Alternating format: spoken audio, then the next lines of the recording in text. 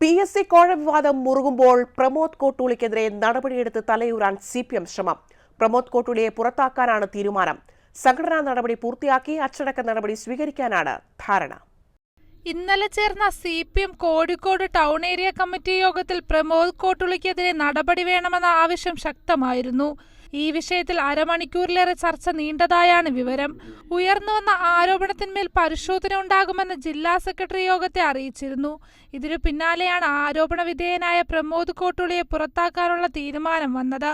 സംഭവത്തെക്കുറിച്ച് ഒന്നും അറിയില്ലെന്നും ഇതുമായി ബന്ധപ്പെട്ട് പരാതികളൊന്നും ലഭിച്ചിട്ടില്ലെന്നുമാണ് CPM ജില്ലാ സെക്രട്ടറി P. മോഹനന്റെ വിശദീകരണം.